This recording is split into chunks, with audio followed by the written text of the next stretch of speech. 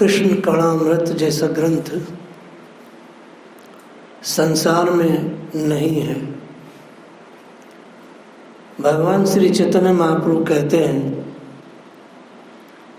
भक्ति में मुख्य ज्ञान भजनीय का ज्ञान है।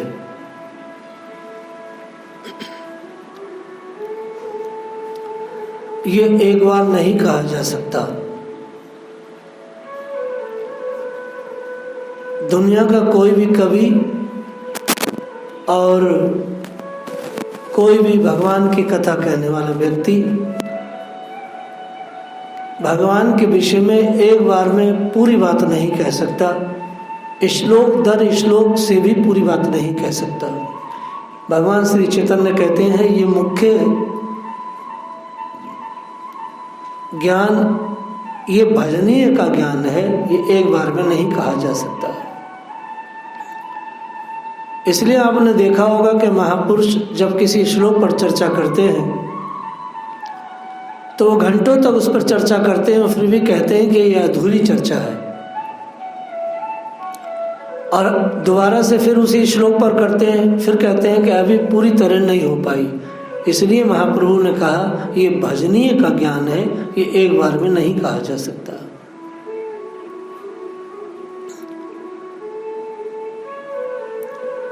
श्री कृष्ण का शरीर बहुत मधुर है, बहुत मधुर है, बहुत ही मृदुल है, अर्थात सारी सुगंध श्री कृष्ण की मुस्कान से है। सारी मधु, सारा मिठास इनके शरीर में है। हे सखी, ये बांसुरी तो ब्रह्मा से भी ज्यादा प्रवीण हो गई है, अर्थात इसने ब्रह्मा जी से भी आगे अपना नंबर बढ़ा लिया है।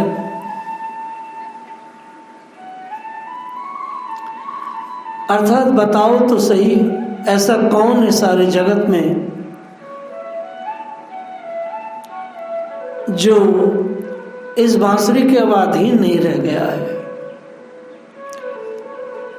देखो, ब्रह्मा जी के तो 4 मुख हैं, परंतु इसके तो 8 मुख हैं। ब्रह्मा ने चर अचर जल पशु सब बनाए हैं। बांसुरी कहती है, सखी मैं तो ब्रह्मा के नियमों को तोड़ूंगी।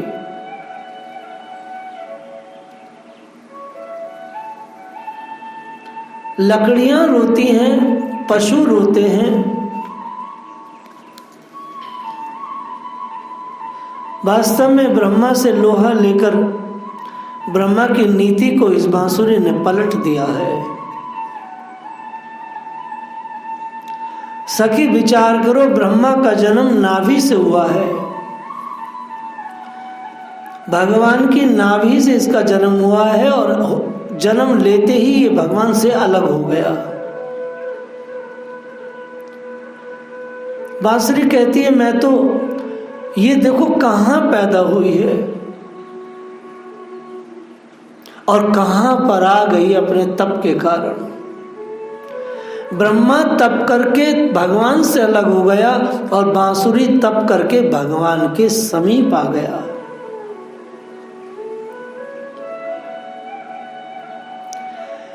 श्री कृष्ण बांसुरी की मालिश करते हैं। ब्रह्मा की बात नहीं चलेगी, मेरे मुंह की बात चलेगी, क्योंकि मेरे 8 मुंह हैं, मेरी नीति चलेगी, ऐसा बांसुरी कहती है। सखी, ब्रह्मा तो एक कमल पर ही बैठता है,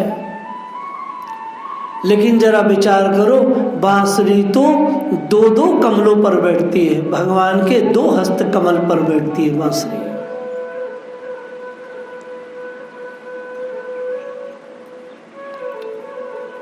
सखी, इसलिए इसका अभिमान बढ़ गया है। सखी, ब्रह्मा जी को चतुर श्लोक भागवत का ज्ञान तो श्री कृष्ण ने मात्र एक बार दिया, लेकिन इस बांसुरी को तो भगवान दिन रात ज्ञान देते रहते हैं। बताओ तो सही सखी, इसका ज्ञान कितना बड़ा हो गया होगा। इसे उपदेश देते ही रहते हैं, देते ही रहते हैं, ये गरजती ही रहती है। सखी ब्रह्मा को घमंड हो जाता है हंस पर बैठकर, क्योंकि हंस ब्रह्मा की सवारी है। लेकिन जरा विचार तो करो सखी, इस बांसुरी ने तो हंस मराल पर सवारी किया है। हंस मराल क्या है? यह तो हम गोपी रूपी मन रूपी हंसों पर बैठकर सवारी करती है। जो योगियों का जो हृदय होता है वो हंस मराल है। श्री गोपियों का जो हृदय है हंस मराल है। उस सारे हृदयों पर बैठ करके गोपी राज करती है, उस पर सवारी करती है, क्योंकि वो दिन रात उसी के विषय में सोचती है। इसका अभिमान बहुत बढ़ गया है।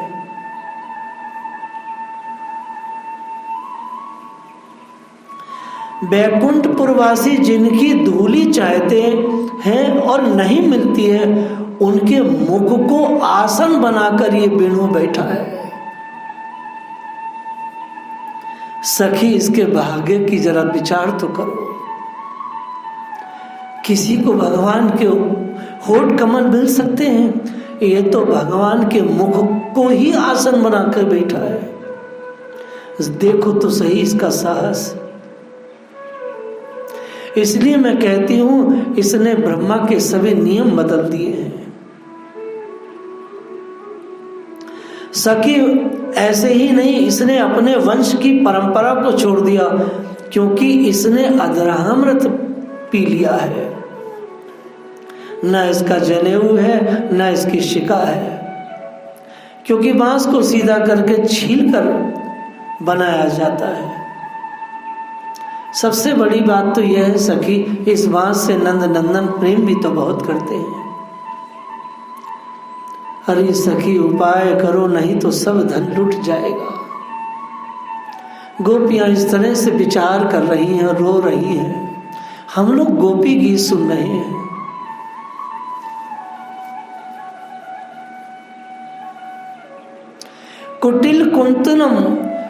कुटिल कुंतलम श्री मुख चिते। प्यारे, दिन के समय जब तुम वन में विहार करने के लिए चले जाते हो, तब तुम्हें देखे बिना हमारे लिए एक एक क्षण युग के समान हो जाता है। जब तुम संध्या के समय लौटते हो तथा घुंघराली अलकों से युक्त तुम्हारा परम सुंदर मुखार बिंद हम देखती हैं, उस समय पलकों का गिरना हमारे लिए भार हो जाता है और ऐसा जान पड़ता है कि नेत्रों की पलकों को बनाने वाला विधाता मूर्ख है। वास्तव में श्रीमद् भागवत में जहां जहां भी गोपी और कृष्ण की बात आई है, तो उन्होंने बार बार ब्रह्मा को और निमि को मूर्ख कहा है और बहुत इन दोनों को बहुत कोसा है। हे प्रीतम, आप हमें अतिशय दुख दे रहे हैं। आप हमें अति शीघ्र अधरामृत पिलाएं। आप जैसे रसिक व्यक्ति को शहर में, गांव में रहना चाहिए। ये जंगल में रहना, पशुओं के साथ रहना, ये अरसिकता है। कानन का अर्थ होता है भयानकता, नीरसता, खुंकार, क्योंकि वहां खुंकार जीव रहते हैं। आप ऐसे कानन में जाते हैं दिन में, ये हमें नहीं भाता। रात को तो हम जाती ही हैं, परंतु हम दिन में नहीं जा सकती। समाज का भय रहता है। दुख के पल हमें मास और सप्ताह जैसे लगते हैं। श्रीपाद सनातन गोस्वामी ने अपनी टीका में लिखा है, हमारे जैसे अन्य भी ब्रजवासियों का भी आप समय समय पर बड़ा भारी, सभी का बड़ा भारी समय बीतता है। ऐसा नहीं है कि हम गोपी ही आपके लिए उदास हैं, और भी ब्रजवासी बहुत उदास रहते हैं। जैसे माँ यशोदा, नंद बाबा इत्यादि बड़े बड़े गोप श्री कृष्ण के बिना उदास रहते हैं, लेकिन श्री कृष्ण अगर नहीं जाते हैं तो गैयाएं वन में नहीं जाती हैं। माँ यशोदा से कृष्ण कहते हैं, माँ मैं बड़ा हो गया हूँ, गैया चराने जाऊँगा, बुद्धिमान भी हो गया हूँ। तो माँ कहती है, हाँ तू तो बुद्धिमान, बुद्धि में बृहस्पति हो गया है। माँ हंसती है ऐसा कह के। श्री बलराम जी से कृष्ण को कहती है कि कृष्ण को जंगल में परेशान मत करना, मैं इसको तेरे साथ भेज रही हूँ। लेकिन बलराम जी श्री कृष्ण को वन में हमेशा ही परेशान करते हैं, क्योंकि भगवान माँ भालू से डर जाते हैं, भगवान हाउ से डर जाते हैं। ये भगवान की लीला है। झूठे ही बलराम डराते हैं कृष्ण को, भालू आ गया, भालू आ गया, और श्री कृष्ण रोने लगते हैं। कभी कभी श्री कृष्ण शिकायत भी करते हैं कि माँ बलराम मुझे आज भालू से मरवा देते। माँ डांटती है बलराम को, माँ तेरी सौगंध खा के कहता हूँ, तेरे पुण्य प्रताप से ही मैं बच के आया हूँ। भगवान की बाल लीलाएं बहुत सुंदर है। हे प्रीतम, जब आप वन से लौटते हैं, ब्रह्मा जी, नारद, सनकादि आदि कवि को भागवत में पहले कभी कहा गया है, आदि भगवान ने इन्हें ही ज्ञान दिया। गोपियों की गोष्ठी में हमेशा ब्रह्मा जी को जड़ और मूर्ख ही बताया गया है, क्योंकि ये पलकों को बिल्कुल भी सहन नहीं कर सकती। ये बात बार बार मैं कह रहा हूं।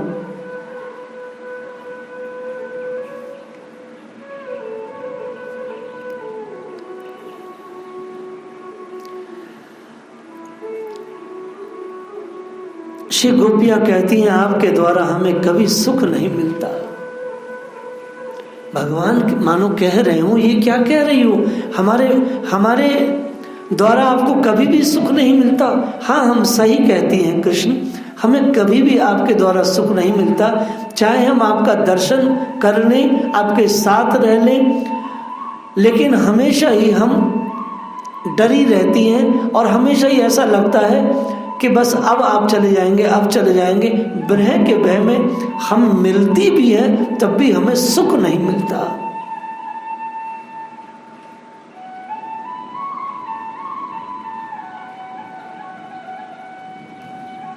इस प्रकार वे वन में रो रही है। हे प्रीतम, इस रात्रि में आपने स्वयं ही वेणु बजाकर हमें बुलाया है, और फिर आपकी यह कृति शोभा नहीं देती। किस प्रकार हम आई हैं, जरा आप विचार तो करो।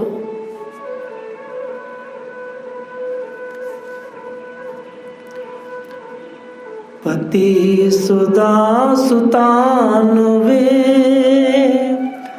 भातृ बांधवा नति विनंदिते अत्याचुगता।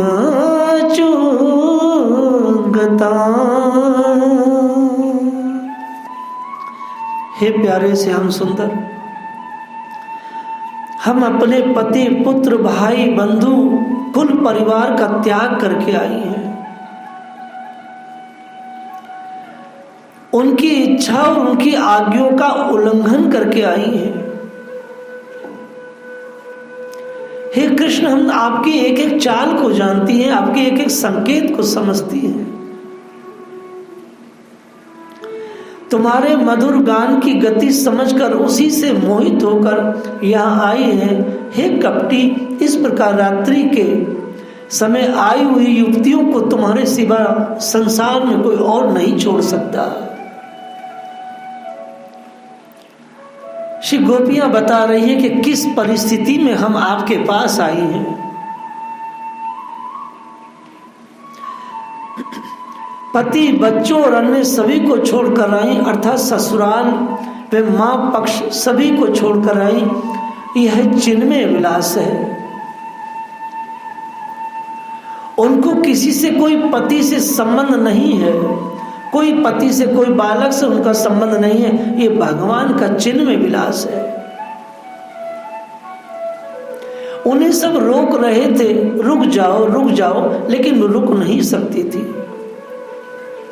क्योंकि जिसे कृष्ण खींचते हैं उसे संसार कैसे रोक सकता है।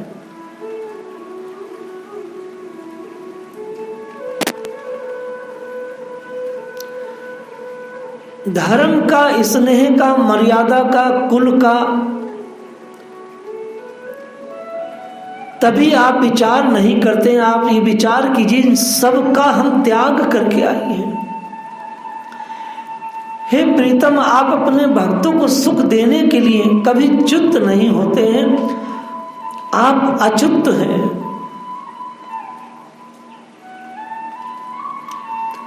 आपने हमें स्वयं बुलाया है,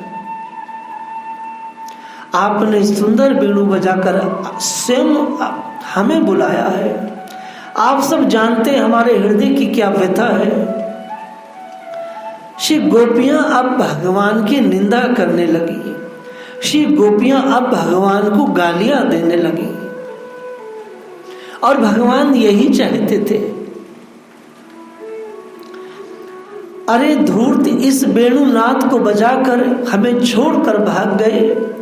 नारी कैसे कोमल होती है, कोई व्यक्ति रात्रि में नारी का त्याग नहीं कर सकता। क्यों वह अबला है, इससे तुम्हारी अल्पज्ञता ही सिद्ध होती है। श्रीपाद विश्वनाथ चक्रवर्ती ठाकुर कहते हैं, आप धूर्त हैं, हम आपकी प्रियाएं हैं, अर्थात हम भी धूर्तता करेंगे।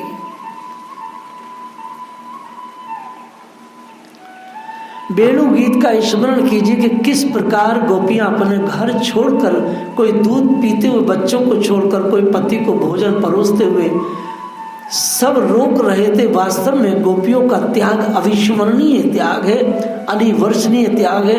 ऐसा त्याग संसार में कोई नहीं कर सकता।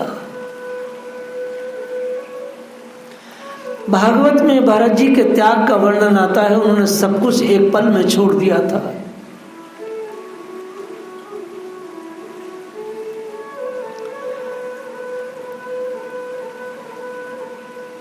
सभी गोपियां गोरस का कारज कर रही थी, कहीं ये नहीं आया। आप जानते हैं ना कि हम स्वप्न में भी किसी को पति नहीं मानते हैं, और हम आपको भी जानते हैं कि आप कितने करुणामय हैं श्री कृष्ण। फिर भी हे धूर्त, तुम अपने स्वभाव के विपरीत कार्य क्यों कर रहे हो। श्री गोपियां भगवान से कह रही हैं, हम आपको भी जानती कि आप कितने करुणामय हैं, लेकिन आश्चर्य इस बात का है, धूर्त, तुम अपने स्वभाव के विपरीत कार्य क्यों कर रहे हो। संसार में कौन त्याग सकता है। रात को स्त्रियों को कोई बुलाए और उनको ऐसे त्याग कर चला जाए। हे कपटी, हे धूर्त, स्त्रियों को कैसे कोई त्याग सकता है रात में बुलाने के बाद। तुमने कोई विचार नहीं किया, तुमने किसी प्रकार से विचारा नहीं कि मैं ऐसा क्यों कर रहा हूं। इस क्रिया से हे कृष्ण तुम्हारी धूर्त तत्व सिद्ध हो गया है। अब ये बिल्कुल पक्की बात हो गई कि तुम धूर्त हो, इसलिए हे धूर्त, अब तुम हमें दर्शन दो। बस गालियां भी दे रही हैं मगर अपना हट नहीं छोड़ रही हैं। लेकिन सबसे सुंदर जो बात कही हरिश्वरपुरी जी ने, वो कहते हैं, हे प्रीतम, आपको सब अच्युत कहते हैं, इसलिए तुम अपने पद से, अपने स्वभाव से च्युत मत होइएगा। ससुर रोक रहे थे, पति रोक रहे थे, सारा संसार रोक रहा था, लेकिन वेणुनाथ को सुनकर हम आ गए हैं, लोक लाज छोड़ कर आई हैं। क्यों आई है? हम केवल एकमात्र आपके कमल पंकज को सहलाने के लिए, उन्हें सुख देने के लिए आई है। हे प्रीतम, कैसे आई है? हमने निर्लज्जता की नदी को पार किया है। निर्लजता की, गोपियां स्वीकार कर रही हैं कि हम निर्लज हैं, और निर्लजता की नदी को जो बहुत ही भयानक थी हमारे लिए, उसको पार किया है। हरीश्वरपुरी जी कहते हैं, गोपियां कह रही हैं, हमने शील पर्वत को पार किया है, हमने घर के विकट जंगल को पार किया है। घर एक बहुत बड़ा जंगल है, उसको पार किया है। हमने ससुर आदि भयंकर पेड़ों को पार किया है। ये ससुर जेठ इत्यादि ये बड़े भयानक कटीले पेड़ होते हैं, इनको कोई पार नहीं कर सकता। हे कृष्ण, हमने इनको पार किया है। हे प्रीतम, हम बहुत थक गई हैं। देखिए, आपने दीक्षा लिया था। दीक्षा का अर्थ होता है व्रत। आपने दीक्षा लिया था कि अपने जो आपके चरणों में शरण लेगा आप उसे अभय देंगे। ब्रह्मा जी आपके चरणों में शरण ली, आपने उनको शरण दिया।